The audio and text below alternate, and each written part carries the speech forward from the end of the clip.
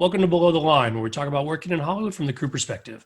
My name is Skid. I'm a former assistant director and your host. Back in March, we kicked off season 5 with a COVID-themed episode where all of my guests had been working on productions that were shut down during the early stages of the pandemic.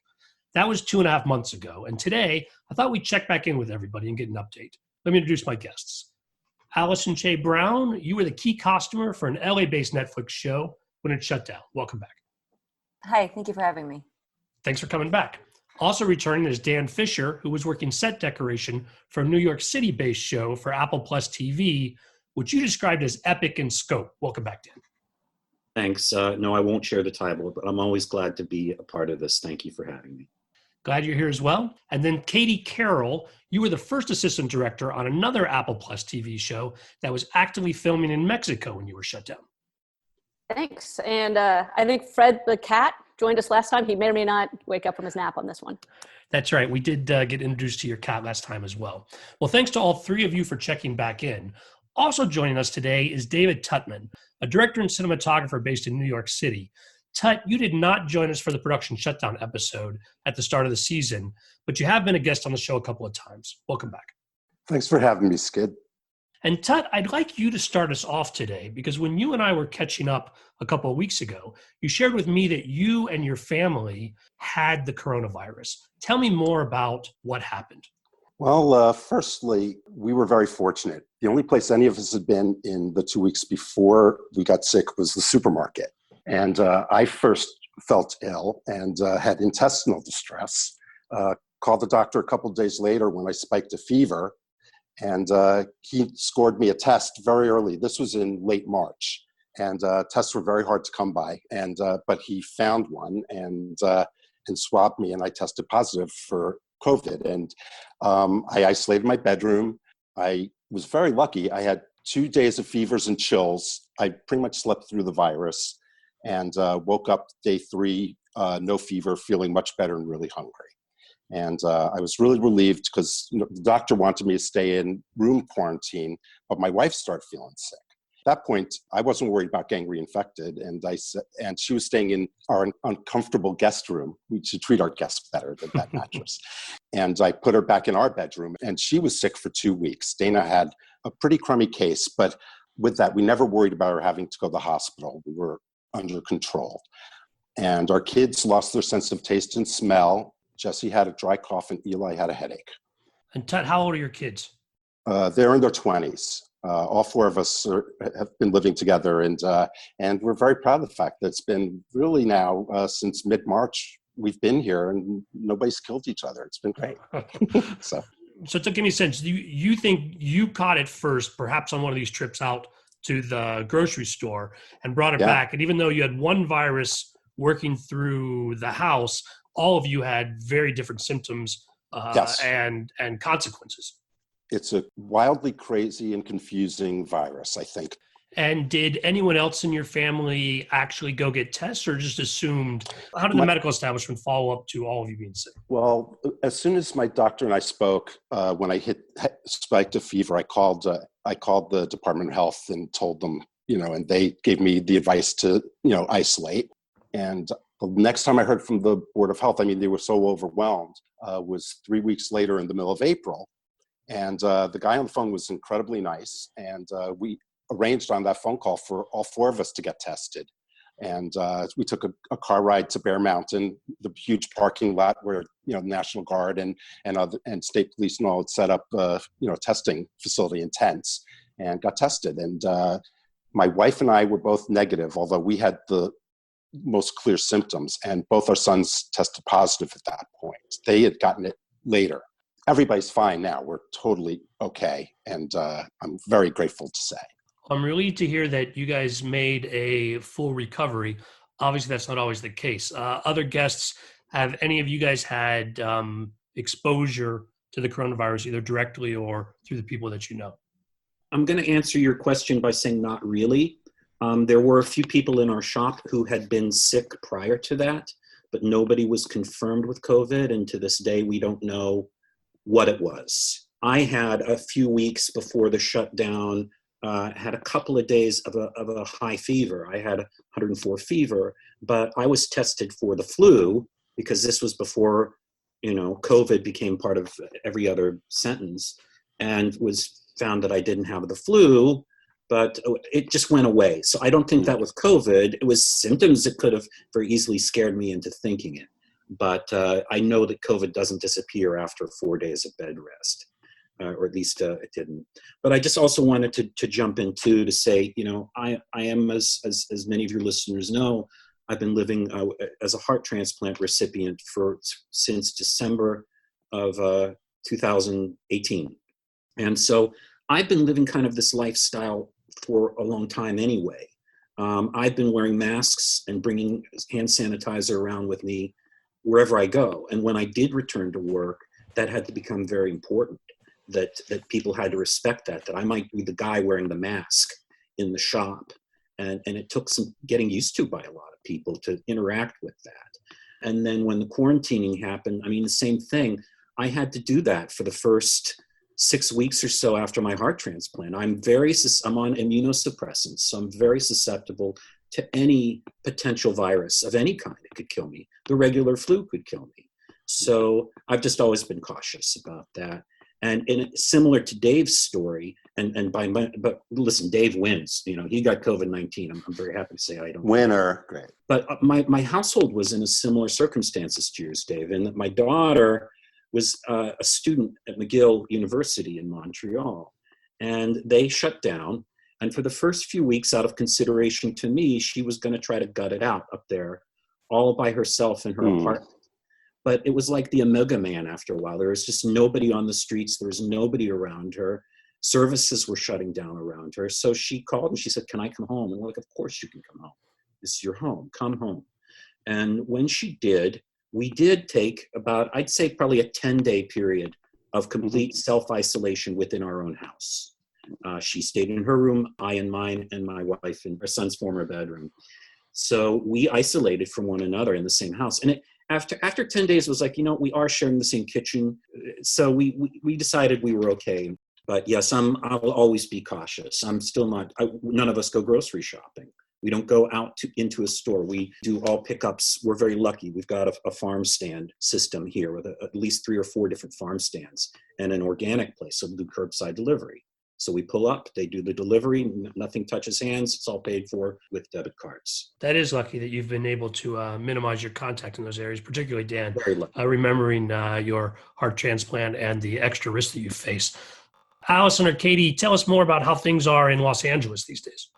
For us, we were really good for a long time, and just come Memorial Day weekend, suddenly the crowds were out. I live right by the beach, and for all of Memorial Day weekend, I had some friends text me, "Let's go get a socially distanced drink and we'll sit on the lawn." I'm like, I am not leaving my house this weekend. I'll sit on the balcony 3 stories up with my drink in hand and judge everyone as they walk by going towards the beach. I am not doing that because it's getting a little crazy. And I'm, paranoid about my parents, who are still very close to me, not just emotionally, but physically. They're in the same town. So I try and check in on them. But so far, everyone's doing well in our world, other than just, eventually getting to the end of Netflix and running out of things to do. Allison, how about on your side? What's your sheltering in place been like? Yeah, I think Katie and I are lucky because we're in LA, and I've been tanning outside. I run every day. It's we trade produce for whatever. If you've lemons, do you have avocados? I feel really bad for all the people that can't go outside, but I go outside a lot. I've been going to drive-in movie theaters. It's just, you can just kind of just stay in your little bubble. I haven't been to a store since this started, at all. I haven't stepped foot in anything.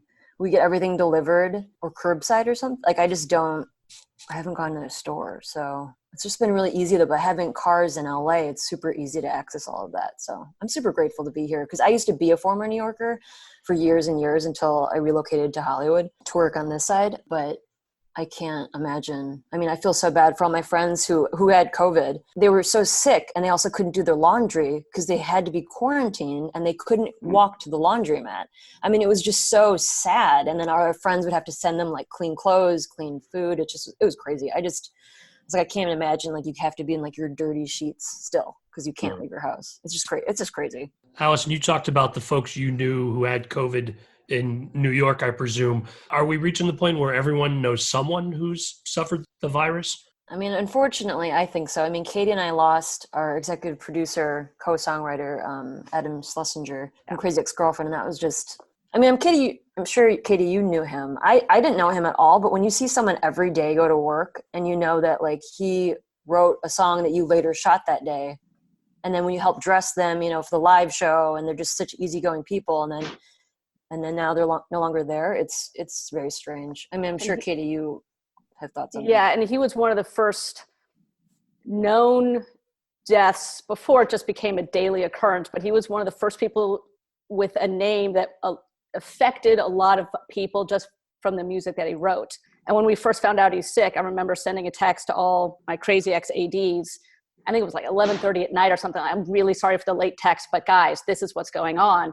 The next day, we're all over, we're texting and emailing everyone, how's he doing? We'd gotten word that he was doing better. We're like, great. And then the next day, he passed away. And I think that's when it really started to hit me, because that's after we'd been in quarantine for maybe a week. And at that point, everyone could stay home for a week. We're going to be fine.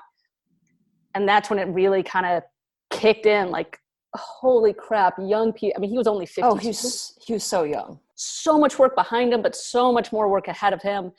And that one was a kick in the gut. And then it just kept going and going and going. It's like, ugh. In New York, we have 2 crew member deaths that I know of, and I'm sure unfortunately there are more. I can't claim either of those them as friends, but their faces were familiar to me. One was a costumer named Josh Walwork, who worked on SVU. And I do recall at least passing him in a hallway or something. And an art director named Matteo De Cosmo. I don't know, did you work with either of those guys? You recall? Crossed paths with Matteo, but not often. I didn't know him well at all, but a really beloved guy, really kind and really good at what he did. And I think, to get on a soapbox, I think it's really important to say those names and to share the stories, and even yours, Tut. I mean, thankfully, of course, you survived. You know, I don't know about you guys, but I go online because I've got all kinds of time, and I come across deniers, people who try to minimize this whole thing. You know, just the flu. Oh, they're pumping up the deaths with old people, etc. And I just have to keep going around. I'm like, look, I know 2 people who died, and it wasn't of the flu, and they weren't old. I have a dear friend who went through this, and it was hell for him. And Tut, you're not my only dear friend too. I mean, I've had a number of, I'd say at least 3 I can think of off the top of my head, who went through it, and it was just hell. I can't stand it when that's minimized. It's inhumane and cruel to do that. I was very lucky, but for those 2 days, I was as sick as I'd been in years. The uncertainty, waiting, is this going to be one of those COVID turns for the worse? And it's a scary virus, and we know how unfortunate the outcomes can be. It's important that people think long and hard about how we look out for each other right now. This is a time where we as a group can exert some care for each other and really make a difference for each other. And I hope we're up to the task. You know, I did listen to the podcast that Allison and Katie and I did before coming back to this one, and I'm alarmed at how naive I was at the time, feeling like that somehow this could unite us. And I did not see at all how politicized this has become. I feel that's part of my job every day, just to try to spread information, to keep learning what this is about, and to share what I know.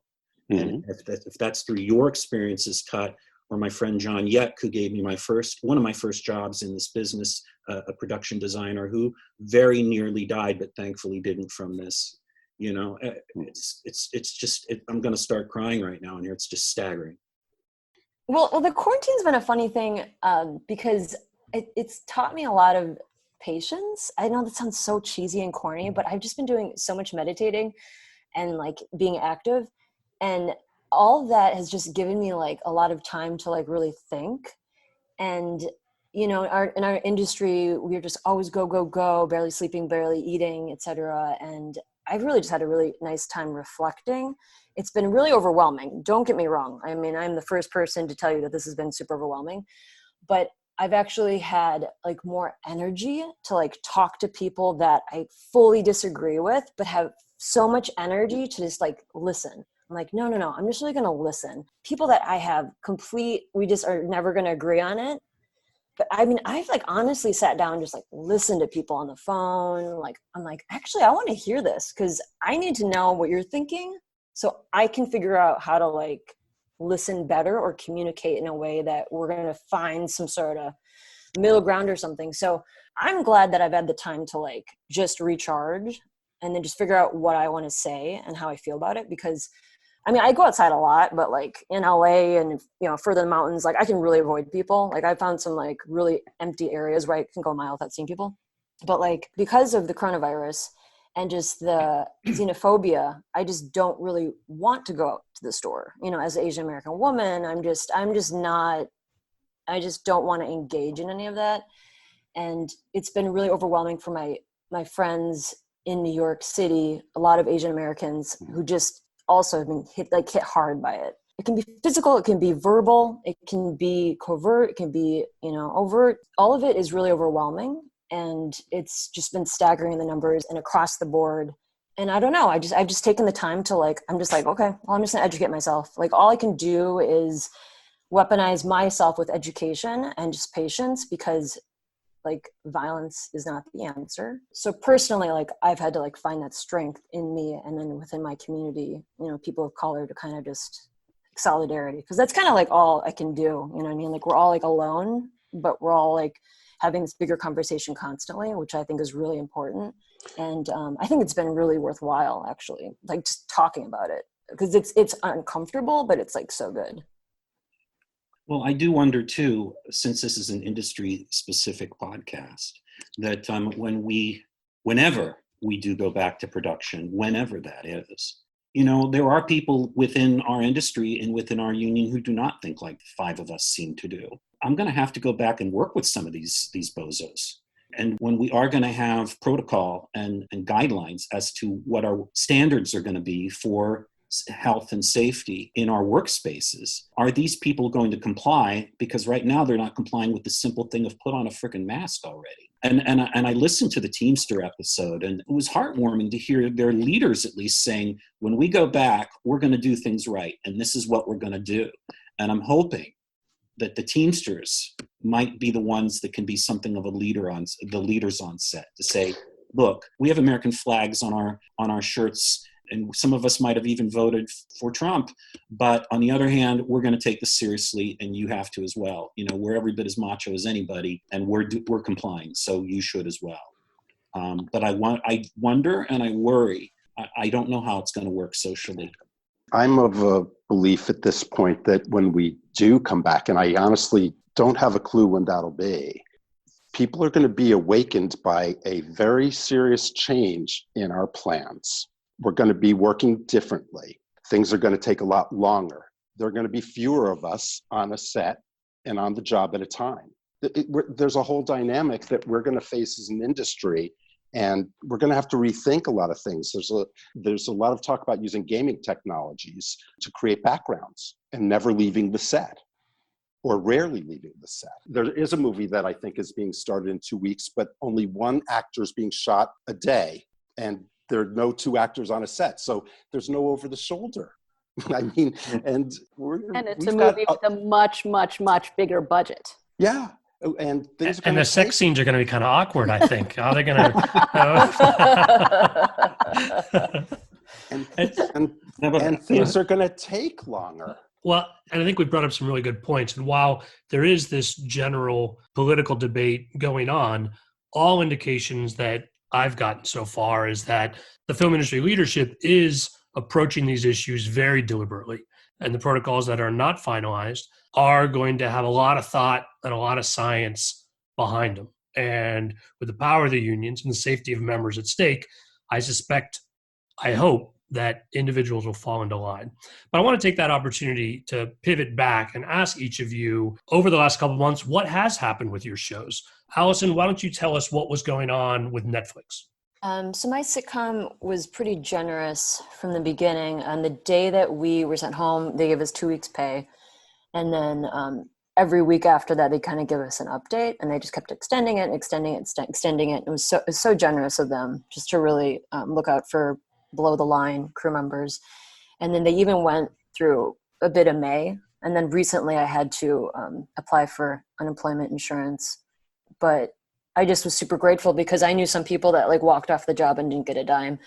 And then I had been paid through like many, many, many weeks through Netflix. I haven't heard any updates about opening yet, but that's pretty much it. Well, my show, and I bet Katie's is pretty much the same because it was Apple TV. 2 weeks was the original agreement of 8-hour day pay. And then we did get a third week. I do think it was generous. Listen, just to hand out, paychecks for any number of weeks when you don't have to. I appreciate the generosity of Apple TV. And then the spigot closed up. But I just filed for unemployment. And by that point, the CARES Act had passed. So that was the $600 additional bonus. So Tut, what were you doing when the lockdown started in March? Before you got sick? Well, I was pretty much in a kind of social isolation mode anyway, in that I wasn't really working at the time. So I was pretty much in the routine of walking the dog and riding my bike when it was warm enough, and cooking dinners. And I've been aware of the virus since early January. My stepfather was an immunologist, and I've always been interested in virology. And when I heard about the outbreak in Wuhan, I did find it really interesting. I did actually gather masks and sanitizing stuff in January and put together just a small kit in the guest room so that we were prepared. And my wife was rolling her eyes at me a little bit, but I feel as if my stepfather taught me, Gregory taught me well about some stuff, and my antennae were properly up. So we were in a quiet mode anyway. We'd just been living our lives, and I've been working with my agents about the next project, really. Katie, how did things develop for you?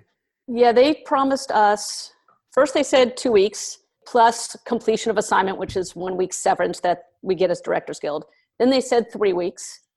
And then a week later they said, 3 weeks, including the severance. I'm like, okay, so I'm back to what I originally was going to get. Fine. I mean, I can complain, or I can just say, hey, that's a hell of a lot more than the vast majority of Americans are getting right now. So I'll just appreciate it. And I actually heard from the producers on my show first week of May, just, we think we're going to get back to work end of May. I'm like, yeah, let me know. Great, you're reaching out. Yeah, not believing it for a second. And then about 2 weeks ago, they thought, maybe end of June. I'm like, sure. Let me know. I'd be shocked if it was the end of June, especially considering we were a traveling show. So our show, we owe 4.5 episodes in 3 different cities. And I don't know how that's going to work realistically. So I'll just stand by the phone. I'll take a call whenever it comes. And so it is above your pay grade, Katie, but you had talked about how your lead actor was committed to another show, which is probably not going to start up on time as well, but is probably ready to start whenever things do loosen up. Well, and that's the other part of it that I'm very, not only concerned about, but it's a giant unknown. As our lead actor was committed to another show, they were in prep when everything shut down. So theoretically, when things do finally start up again, their prep would be less time than our prep to get up and running, because they were already in that prep stage and they could just go right to it. So theoretically, they could call for him sooner than we could finish. But there was his co-lead in that show who was on a show that was shut down, and do they need to finish that show? So it's a giant domino piece around here, and what shows aren't going to go at all anymore because they just can't, or heaven forbid somebody got sick, or they want to rework the story. So when things start up, I don't know that they're going to start up exactly where they left off, because everybody starts up at a different speed and everybody starts up at a different place. And it's a domino, and that one show starting up will legislate when the next show that is immediately following it starts up. Our Apple TV show, I think we have some aces in our particular deck, in that our show has really, of course we've got 1 through 10 on the call sheet, but none of them are, to my knowledge, sort of name actors. We've done, I think, 4 episodes now. We've established that these are the actors playing these parts, so we can't switch them out. But it's not like we've got Tom Hanks and Meryl Streep. Right. So, and I'm sure they're in demand. I don't want to minimize it too much, but I think that gives us an advantage. The stars of our show really are the story and concept itself and the special effects, which are going to be massive. I'm optimistic that I will go back to the show that I was on whenever that is. Like number 4 on our call sheet was a 13-year-old kid. Over the course of just the 4 months of our filming, we saw him shoot up an inch. I will be fascinated to see how much he has grown by the time we actually do go back, because he could legit be another 2 inches. He's right at that age where he gets growth spurts. So suddenly mid-episode, he'll go from being shorter than his mom to taller than his mom. I'm like, that could be interesting. But well, I got into apple boxes, right? Yeah, exactly. Costuming. Allison, that's a challenge for costuming, right? Lord of the Stunning Rings, thing. where the A kids lot get of in the forced foreground. perspective. Yeah. Katie, no, I feel the same way. My sitcom's a family show. I have like 4 kids in our family, and even throughout shooting like 5-hour episodes, I was just rushing to constantly get the little one like bigger pants because she just kept growing. I mean, they were like 6 years old. The boy didn't even hit puberty yet. The girl was just hitting puberty. When you come back, his voice will be deeper. It'll be a whole different guy. I think they basically have to throw out the rest of the seasons of the scripts and then act like time had passed, because they're going to be like in another grade. I mean, they're going to be huge. It's going to be, I don't even know what we're going to do.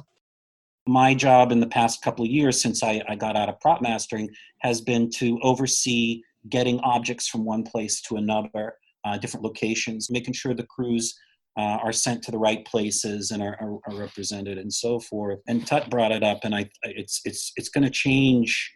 You know, are people going to let us go into a home or into a business to film an office scene? Is everything going to have to be built sets or green screen? I'm going to assume that at some point the dangling of money might still do its work, especially for people who do own houses and are worried about making mortgage payments, that they will take the assurances and the insurance that productions will have to provide. If people are going to let us back into their houses, they really have to have assurance that we're not going to kill them and that it's worth their while. But they are going to want that money. And so I think also productions in general are going to have to even ramp up the insurance that I know they all carry to cover that. And I do know, by the way, too, that, you know, there's lots of talk about crews having to sign waivers, that if somebody is sick, if a crew gets sick, if an infection enters a home, who's responsible for that? You know, liability is a huge, huge issue always in our industry, but especially now. I think that the 3 main concerns have always been, as long as I've been making movies, who's number 1 on the call sheet, because that steers the project, that funds it. If an actor says, I don't want to do it, you could shut the whole project down just with that. But no studio wants to be the one that says, oh, we made that movie that killed Meryl Streep. She's a national treasure. But besides from actors, it's also locations. You know, we're still, at least in New York, even shows that are on stages, we still do a lot of location work. But then liability is huge, and it's going to only be more huge whenever this thing finally, quote unquote, opens up again. You know, Dan, I'll speak to that briefly, just because I think that's one area where, while it's not true for the entire industry, at least the folks on this podcast are represented by unions that are going to manage the liability issue at that level. Because like all this talk of signing waivers, I think is a little premature, because I think the unions are going to step in and say, this is what the standard is going to be on healthcare and liability and these sort of things. I don't think we individually are going to have to make that choice, not at least on the productions that we work on. Fortunately, it's not true across the industry, obviously. There's going to be a lot of indie productions that perhaps follow other rules, but from a union perspective, I think we can all be relieved that the union is not only protecting us, but is also going to set standards that even indie productions at some level, insurance and film permits and all of the larger infrastructure of making film, is going to have to go along with how the unions lead the way on this. For what it's worth, I got an email from the DGA saying, look, we understand no one's really going back to work yet, but if for whatever reason you get a call for a job, let us know. We're not going to tell you don't take the job, but let us know, because then they want to look into that job and double check it's all the up and up. Because I know that there are maybe a commercial with very small crew, a few commercials here or there that are shooting, or maybe a reality show with 1 or 2 people, you know, small productions. But if they're union, then I know that the unions are really trying to monitor them as best they can. I am so proud of my union, IATSE. They have just rocked this thing. They've done what they can. in so many different ways. I listened to that episode, Skid, with the different union reps. And I thought I knew the story, but I really got so much more backstory in terms of how much effort was put into expanding the CARES Act. The work itself is redefined, that people who don't do 9 to 5 in one specific place are the only ones to benefit from this, that all of us did. And that was primo work. IATSE, both the local and international, has been great about communicating, sending out regular things, saying, don't listen to the rumors. Don't worry about these rumors of waivers or this or that. Let us handle it. As always, the contract will be the contract. You don't stray from the contract. Mm-hmm. And then even just the social services that IATSE has been providing, things like providing phone buddies and grocery deliveries, all of that, they've just been superb. And the coordination between all of the unions, I'm so grateful to be in a union, and I'm very proud of the work that all the unions have done. I definitely think that we in our community are really fortunate that we are in the ever smaller union workforce. And I hope that with this, as we see workers struggling for safety and for decent treatment, that maybe part of this rebuilding that we hope can happen is an additional contribution by unions and people's participation in them more, because it's truly important for most of us to be represented and to be together and making sure we get what we need. We had a 3-hour Zoom meeting with our president of the guild, of the Costume Designers Guild, and it just was a really reassuring meeting, because he basically outlined and reassured us, like, you're going to have a job, don't worry. If anything, our teams are going to double, and we're going to have shorter shifts. The doctors are all really concerned with no more overtime, no more 16 to 18-hour days. You might do 2 shifts, you might share a job with somebody, and then, the next crew comes in. The set crew will be smaller, but the crew itself won't be. And we're just going to be divided within the studio. So I might not be able to run to the set anymore to hand off something to, my set costumer, or speak to a director, or, DP or something, or talk about the lighting, like, does this moire? I won't be able to do this freely anymore. It'll be more just like a definite chain of command, and even just talk about when you hand a costume to the actual actor. You might not even be able to hand it to an AD anymore. And like, you can't, like, all the touching is going to stop. But it was just nice to know, like, you'll have a job. Your pay will be the same. You will not sign a waiver. Being protected within IATSE, it just was just so nice to hear those things. And just like, PPE will be provided. A lot of my concerns about not going out into the world is I'm going to be going out in the world so much once production starts, whether or not stores are ready for it. And I'm going to have to wait in those Target lines, et cetera, et cetera. And our president was even saying, stores might not even be prepared yet for you within the industry. You might still have to be doing curbside online shopping. You might not be able to go into all the stores and the vintage, like, it might not even be there. So we're just going to be patient. And that's going to be a whole mountain that we're going to have to climb. And so I've just been kind of not looking forward to going back right away, because I don't even think the world that we live in is prepared for what I do to happen. But also, I've even seen a lot of emails through just like specific private companies that we use as suppliers, and then just like, we're opening up in June, half hour days, half weeks, every other days. So they're preparing slowly, so we also can prepare slowly.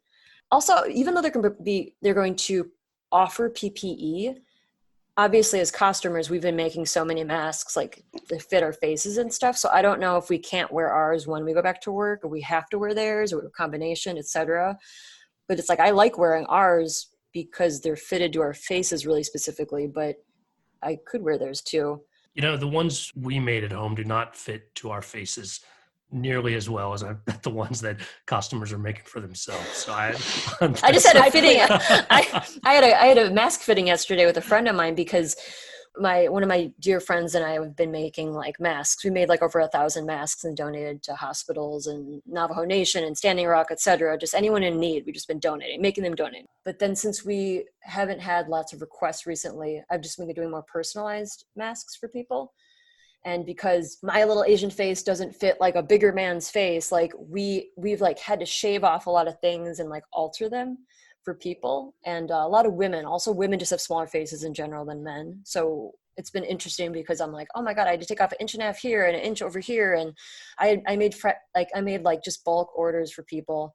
And they're like, oh my God, this mask is so big, it covers my ear. I'm like, your face is so much smaller than like my dad's face or like his face, and it's just crazy because I didn't even think about how her ear would be that much closer to her head. And so I just had to do a whole new repattern of like women's sizes. And also because we were donating to doctors, we were compensating for the N95 masks underneath, which we were compensating for that size. But now, because they're just like domestic masks just to go to the store, like you probably don't have an N95 mask. So we have to also now recompensate for not having that surface area not off your face. So we've just been doing a lot of like, mask making on top of also just trying to stay in touch with our costume community, whether or not it's within IATSE or just like locally or within our stores, and just make sure they're still in business. I've been shopping specific places, supporting local businesses and people and our community. So that's been really great. Well, you brought up something that I've been curious about, Allison, and I'd love to hear Katie's and Skid's perspective on it, which is I'm wondering whenever this time that we do go back, what will production's expectations be? Will they scale their expectations to what we can deliver, and also then for how long? Not only in terms of schedule and everything else, but as you and I, Allison, both, we are the ones who are most directly into the business of getting stuff from merchants from the outside world and getting it to a set. So will there be understanding and patience from production's point of view of, well, we just couldn't get that thing that you wanted. You have to take this and you have to make do.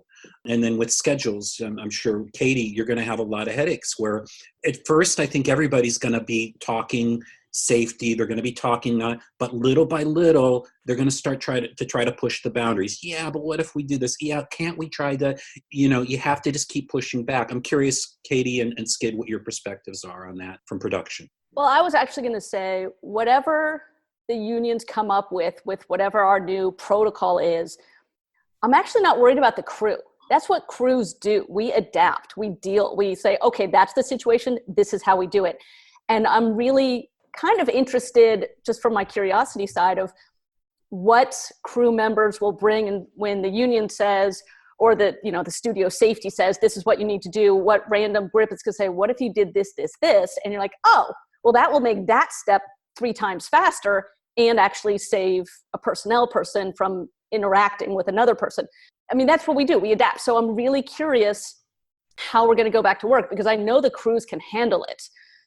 I'm more worried about studio and networks, because every single safety protocol that is being even slightly suggested as we debate it is every single movie, every single episode of TV is going to take longer to shoot. And if we're allowed fewer hours in a day, that's more days per episode. I mean, a 7-day episode, which we did on Crazy Ex, that's gone. That's not going to happen for a single camera. For sitcoms, that's a different story. But for your average 1-hour show, 7 days, that's long gone. 8 days is a pipe dream. I think you're looking at minimum 12 for a simple show. For an extensive show, you're looking at 15. And at what point do the studio and networks accept that and just realize, okay, we're no longer doing 22 episodes on a network show. We're just doing 13 because that's all we can do in 9 months.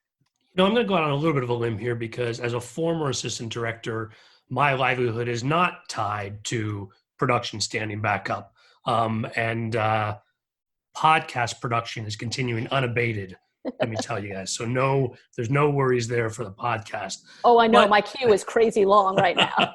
But I do think that in some ways, I understand the need and the desire for production people to discuss how would we have done this and how we've done that. But I think that we're applying an old paradigm to an unknown situation. And what I think a better thing to accept is that there are several moving pieces in this equation. One is the actual situation on the ground. Argue back to what Allison said about whether stores are actually ready, whether what we've talked about earlier about locations being ready, like the actual situation of what states are doing lockdown, what the rules are on gathering, and this sort of thing. And then the second moving piece is our understanding of what the virus actually does, how it spreads, what the effects are, how science is able to catch up with whether it's vaccines or better treatments, to minimize the consequences of catching it. All of that's also a factor in the equation. And the third part then is what you actually do with production. And so I think what we're going to see, my prediction is that production is going to move slowly as those first two factors become clear and adapt to the situation as it is. And the nice thing about production is that we've talked about union setting standards and such. It's also a dispersed group of players and folks making decisions. And there will be lots of people thinking about, with what we know of the science and what's going on, reality on the ground, what can we do to create? And so that's why there's talk of commercials coming back first, because small groups of people, a couple of days shoot, it's easier to adapt to those first two unknowns with a smaller crew. And I think that as the situation develops and as we learn more, people will go a little further and production will get a little more expansive. I think it will be a long time before we're doing another battle movie, for example, because of all we know of what is going on behind the scenes is not possible to do under the current circumstances or based on what we know of the science. But I do think that this is an innovative industry and folks are creative and will figure out how to do it, and we'll do it in small bits and we'll see what's successful, and there will be some setbacks, and it'll be a long time before there are major productions again trying to operate under these conditions. But that will come as well, I think. I am hopeful because of the need for entertainment, because of what we bring to the table as creative industry professionals, that there will be production again. Absolutely. Yeah, well, what are the three big industries right now in America? It's food service, healthcare, and entertainment. Mm-hmm. That's what we manufacture more than anything now in this country. Again, I hope that wasn't too much of a soapbox. And again, take what I say with a grain of salt. I know there's a lot of folks out there on the front lines and need the work, and folks are going to have to adapt to the circumstances on a case-by-case basis. Totally unrelated, but as a CODIS to all this, like all of your production people, if you know PAs, call them to do your grocery deliveries. Instead of calling Instacart or Amazon, call the PAs who didn't get a severance, barely made minimum wage to make their rent to begin with.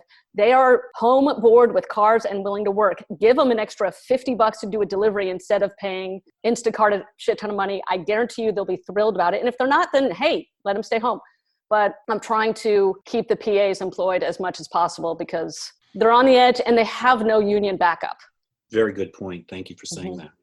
Well, with that in mind, I hope all of you continue to navigate your sheltering in place. If you do get called back to work, obviously you need to let the union know first. But second, let us know here at Below the Line because we want to get you back on the show. We want to hear how that goes. Until then, folks, thanks again for checking in. See you guys next time. See you. Thank you. Be safe and well. Stay home. Listeners, that's a wrap on Season 5. I want to take the opportunity to do some behind-the-scenes work on how the podcast is produced, but I'm in the process of scheduling new episodes, and I'm aiming to be back on the air in a few weeks. I'm always grateful for your feedback. You can send your email comments to skid, S-K-I-D, at belowtheline.biz. That's B-I-Z. Please rate us wherever you get your podcasts. It really helps us reach new listeners. And if you yourself are a new listener, I hope you'll check out some other episodes. If you drop me an email, I'm happy to recommend some of my favorites. If you're on Facebook, you can find photos and other behind-the-scenes materials at Podcast Below the Line. And finally, you can follow the podcast on Twitter and Instagram. It's at Pod Below the Line. Thanks to Curtis Five for our music and John Wan for our logo. The logo is available on t-shirts, mugs, and stickers at redbubble.com. Be safe out there. Hope everyone will be back for Season 6.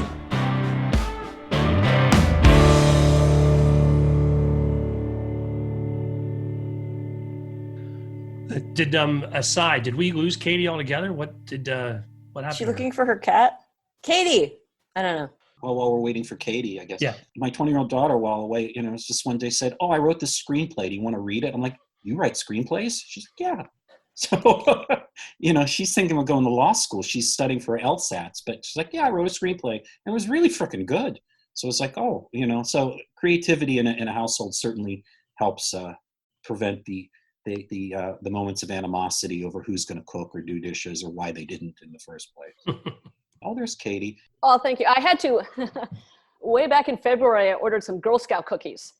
And then, so my friend was just like, "Hey, you're at home. You want me to deliver the Girl Scout cookies you ordered?" I'm like, "Yes." And I totally forgot that was today. So I had to run down and go get my Girl Scout cookies.